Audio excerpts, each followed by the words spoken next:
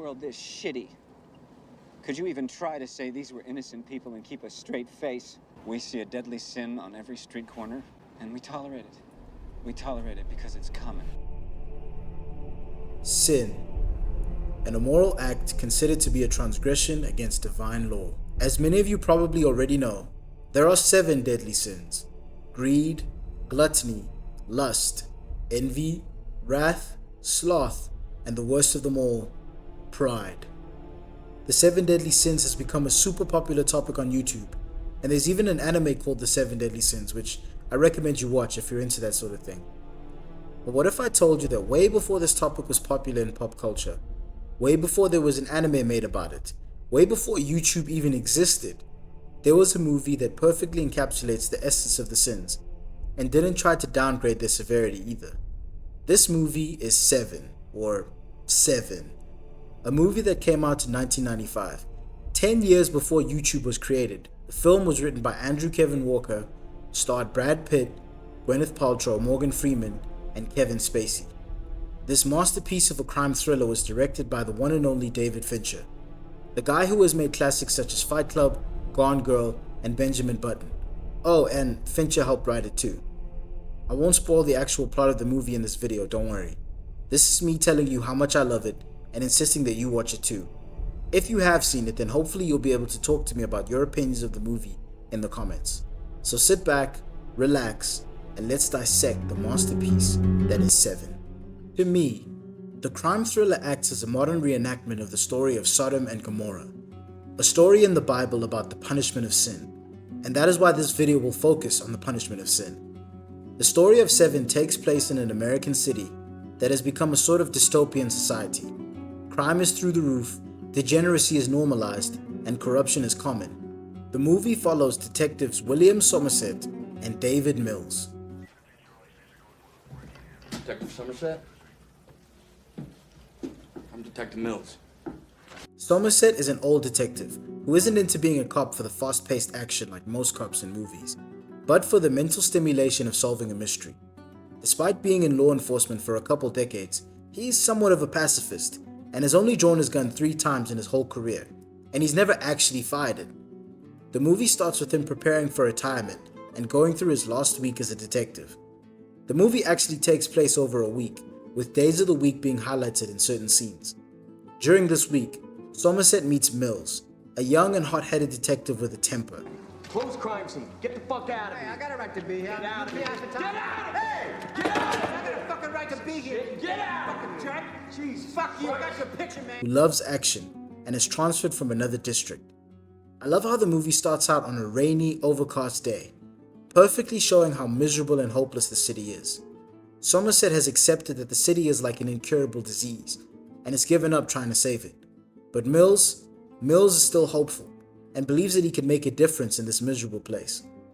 The movie starts out when the 2 detectives discover the dead body of an extremely obese man and realize that the man died from being forced to eat until his stomach essentially popped.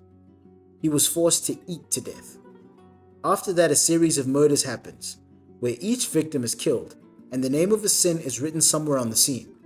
Without giving too much away, the sinners were an obese man who of course committed gluttony, a beautiful woman who committed pride, a corrupt lawyer who was guilty of greed, a drug dealer who committed sloth, and a prostitute who committed, well, you can probably guess.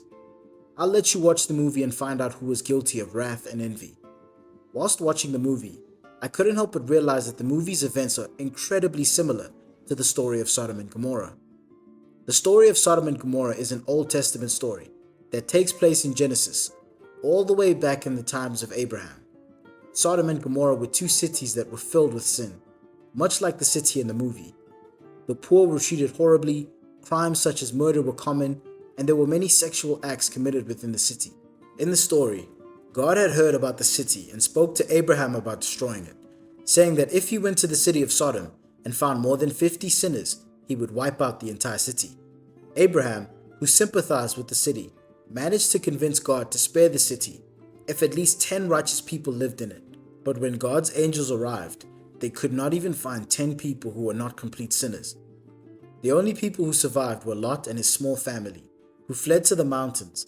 As they fled, God made burning sulfur fall from the sky and wiped out the entire city in a sea of flames.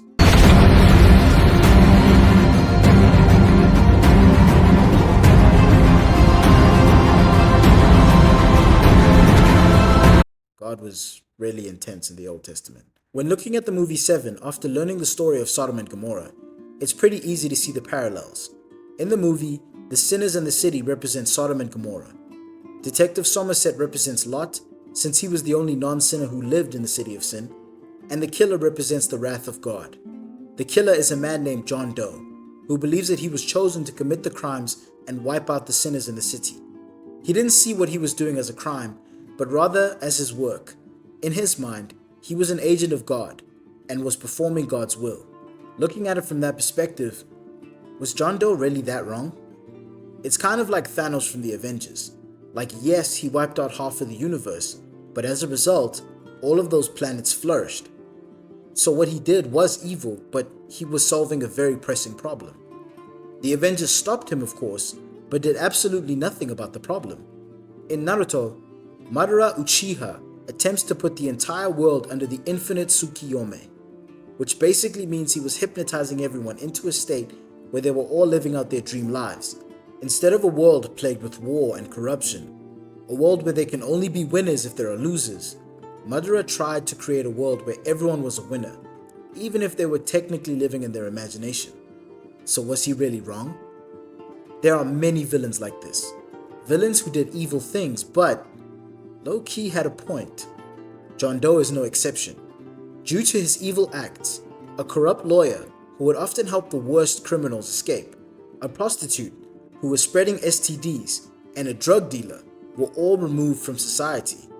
These people were bad people and were a net negative to an already failing society. So is their removal so bad? You could argue that one should remove them through the law, but what if those who are supposed to uphold the law are sinners too? What then? I'll end off with a question. Is the concept of right and wrong subjective or objective? When it comes to right and wrong, is it black and white? Or is there a gray area? Let me know what you think in the comments. I'll see you again next week Sunday with another video about cinema, sci-fi, or fantasy.